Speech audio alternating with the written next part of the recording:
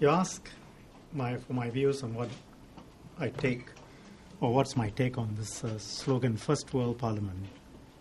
I ask the Workers' Party, what exactly does it mean? Let's ask ourselves, before we get carried away with slogans, what is the meaning of that phrase? And Workers' Party has been asked that question.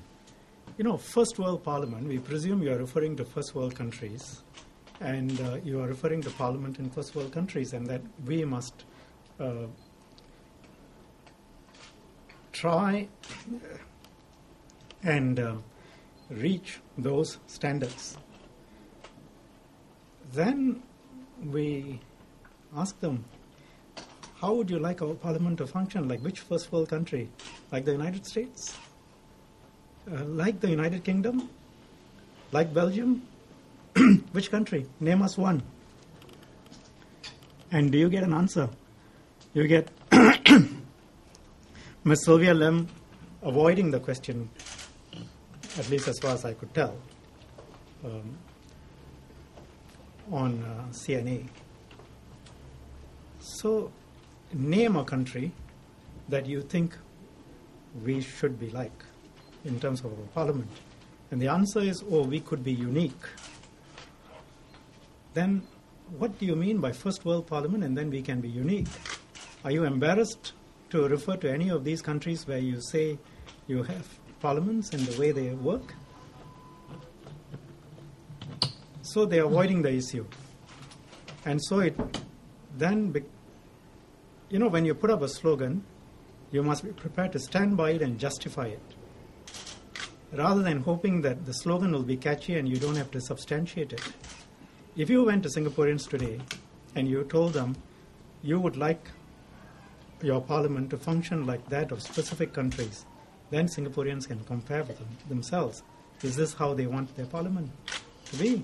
Would they like a government shutdown or near government shutdown and gridlock and the mechanism of government to break down? That happens in some first world countries. So, my first point to you is, which system, which model, which country does it exactly refer to? If Singaporeans ask themselves that question, I think the answers will be pretty obvious. And Workers' Party should identify. The second point is, Workers' Party, in the context of arguing about First World Parliament, says, what we want to do is to be in Parliament and to put forward arguments and to act as a check on the government. And we want to question the policies. We want to debate. We want to challenge the government, and the government then will have to think of the questions that are being asked, and the policies will be better. In the next Parliament, there will be 9 NCMPs, plus 9 NMPs, 18 members of Parliament who are not members of the PAP. What is it that they can do that that cannot be done, or what is it that they cannot do that Workers' Party describes itself as wanting to do? Right? Everything I've described to you, what they want to do, all of that can be done by the 9 NCMPs, even if you leave out the 9 NMPs. But actually all 18 are in a position to question, to challenge, to ask questions, to ask for information. Ms. Sylvia Lim has filed many oral as well as written questions, asking for data, asking for figures, asking for information, based on which she has made speeches, based on which she has further attacked policies. So you go back to how Mr. Lau and Ms. Sylvia Lim have done it in the past. In many of the issues, in fact, if you look at it, that now they criticize, were not taken up previously when they were in Parliament. But the key point I make is, if you the first point is they do not identify what do they mean by first world parliament. They do not identify a single country. Secondly, I say that's because they know that the answers will be unpalatable to Singaporeans. And third,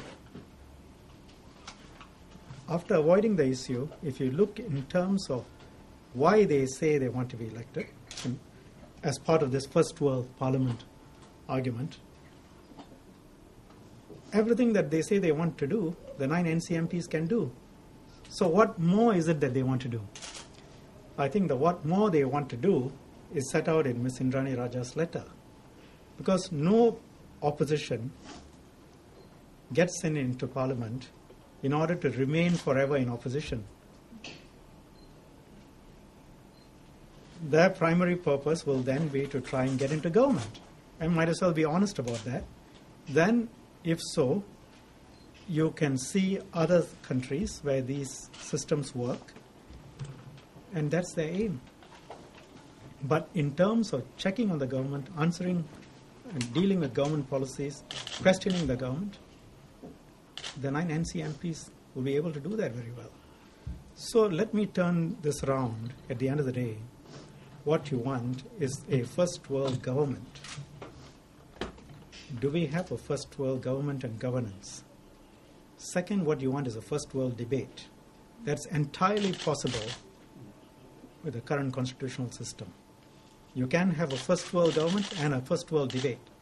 And what matters to the people at the end of the day, if you go down to the individual units out there, the blocks, houses, the man in the street, what matters to him is when he is alone in the voting booth, and there's only him and the voting slip. It is not broad concepts, but really, over the next 5 years, what is going to happen to him, his job, his flat, his neighborhood, and the country. Who is going to take care of the place better? Who do you trust to do a better job over the next 5 years? That is the only question. The process of having parliament and debate is to arrive at a result. The result you want is good governance.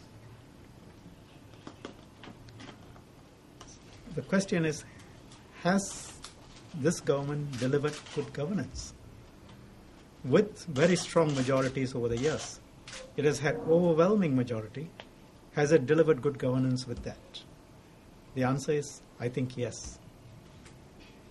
You look at every international index on good governance, on livable cities, we are there.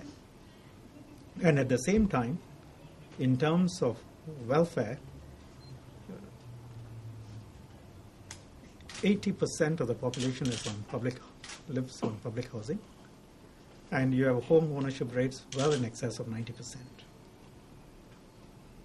Which other city in the world does that in a comparable way, a comparable city? So housing, education, healthcare, if you look at all the indexes, and if you look at helping people,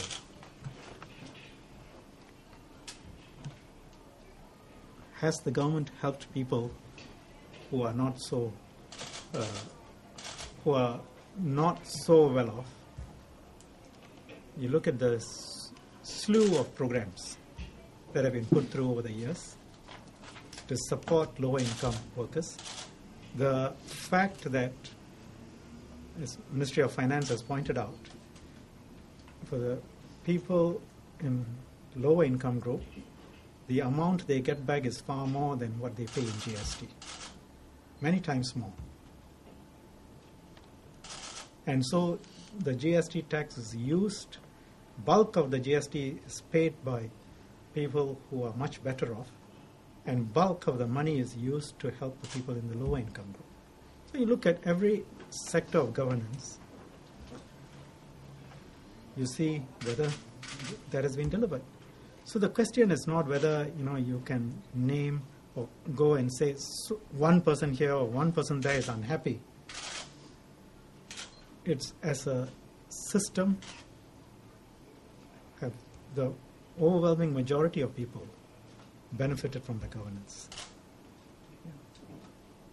Right, that's my answer.